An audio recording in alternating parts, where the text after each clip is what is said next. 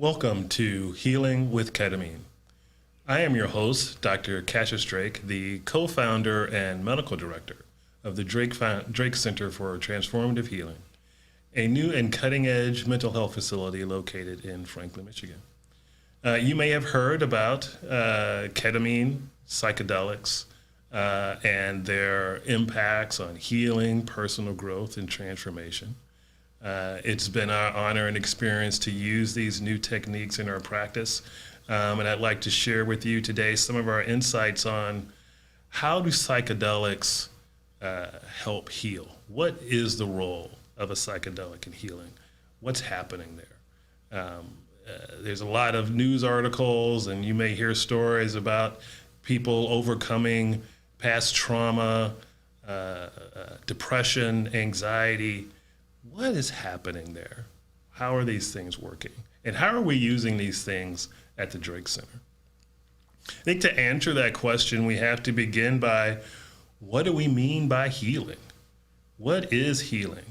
As a physician, I initially learned to become a healer by treating the body and treating disease and illness on a physical level, the most basic level of healing. As we know, people need healing on a physical level. Sometimes we need healing on a mental level, on an emotional level, sometimes on a spiritual level. In my work as an emergency room physician, which I did for 20 years, in our efforts to treat physical illness, I often found that patients were suffering from things that went sometimes beyond the physical. Treating a sprained ankle, or even an appendicitis, or even a heart attack, even the profoundest, intense physical diseases had treatments. And then yet there were some things that just never seemed to get better for people.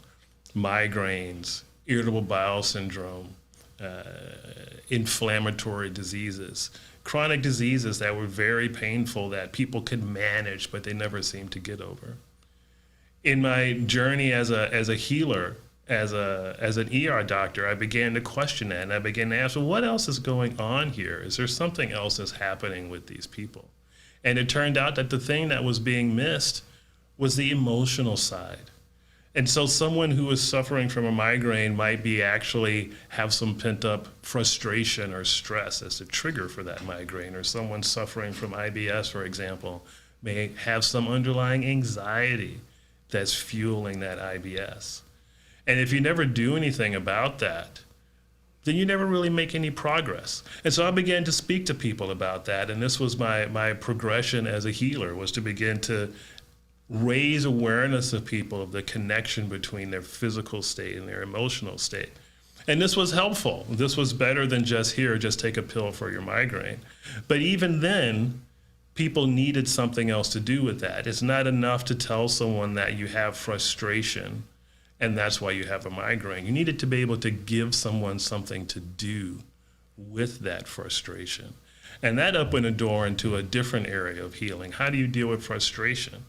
You deal with that by mental techniques, by meditation, by mindfulness, by connecting with higher order concepts, with connecting with the ideas that things will just be okay, or trust or faith as treatments for that frustration, or treatments for that anxiety. For example, if someone IBS is flaring up because there's uncertainty at work, maybe there's pending layoffs, and they have that worry, what can you do with that? You can take medication. That doesn't cure the situation. Or you can use other means of finding a way to be at peace in challenging situations. Sometimes people would find that in a spiritual way, by having faith that things might just be okay, for example. And these are adequate solutions. But as you may imagine, in the ER, that's sort of hard to do. Many people find it hard to make that sort of leap into trusting when things don't look right. And I endeavor to hone techniques to help people to understand those things. And during the course of my practice, we managed to do that. But we found that it took a really long time to get people to that place. And it would be really nice if there were a way to bridge that gap or make that leap in a quicker way. Thus enters psychedelics. So psychedelics play that role of helping people make that leap from one emotional state to another. And it really enhances the entire healing process by catalyzing that transformative change. In our practice at the Drake Center, when we're treating patients with depression, anxiety, PTSD, the role that the psychedelic or the ketamine is playing in those situations is when people are suffering from fear, for example. Within the psychedelic space, within a dissociative state, people have experiences of transcendent peace, for example, or acceptance. And this ends up being the medicine for those heavy emotional states that they found themselves unable to transcend without it. We've had a number of patients who present with PTSD, for example. And how do we heal from that? How do you heal from past trauma? How do you heal from witnessing terrible things that have an impact on you? It's one thing to tell somebody, well, that traumatic thing is over, but in their mind, it's still happening, just like it was yesterday. And within a dissociative state, we find that patients often have, for the first time in a long time, the feeling of being out of that space, for finally having peace in a moment, for finally realizing that that thing is not actually happening right now. And in that moment, people find themselves able to just breathe and be for a moment. This can be transformative.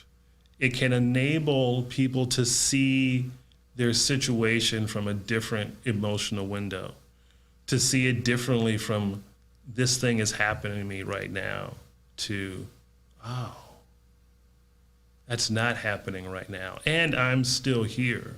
And who am I now on the other side of that?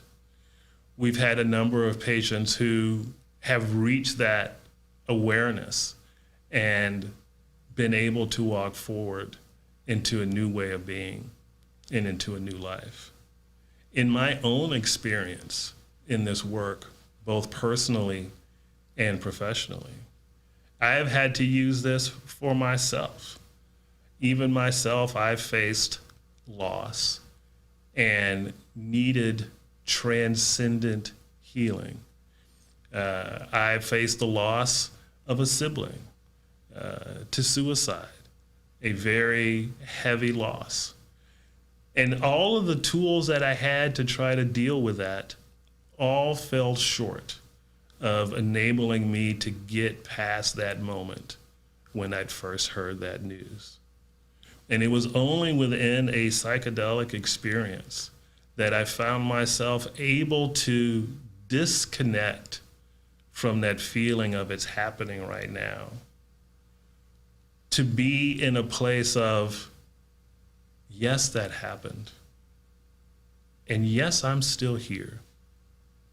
And yes, I still live and breathe, and there's still life and love for me to give. Before that experience, I wasn't able to say that way. Just the thought of it would put me into fight or flight, and I would feel it in my body as soon as I even thought about it. But on the other side of that experience, I found myself able to think about it and to have not peace with it, but acceptance. Acceptance that life goes on and I'm still here. We describe this as, in our program, as the way of the butterfly, which is to see things from a transformative perspective.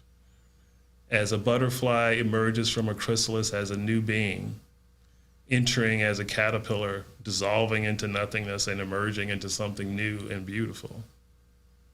Its experience of life on the other side of that transformation is utterly different than it was as a caterpillar. A butterfly has wings, a caterpillar moves on legs.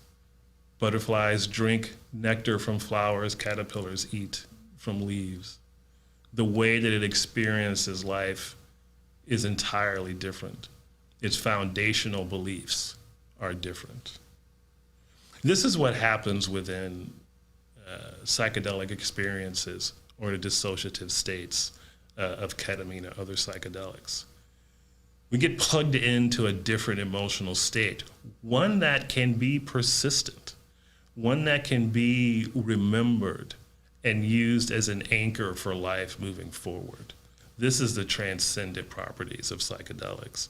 Is once connected with this emotional state, you now have a new foundation to stand on. I can remember my foundation of loss, and this happened to me.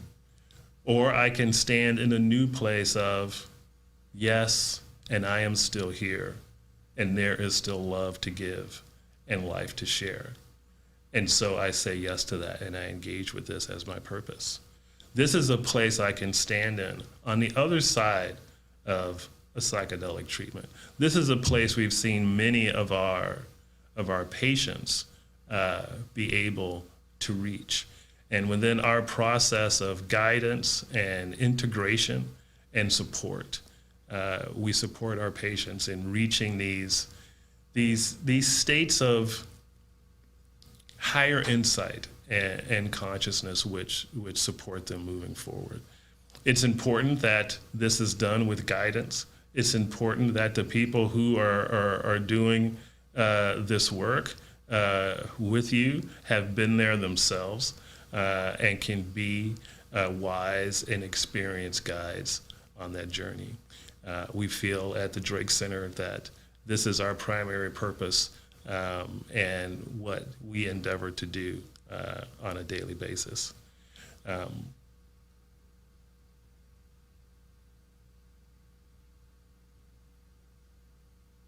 Every day, as when I do this work now, I am grateful.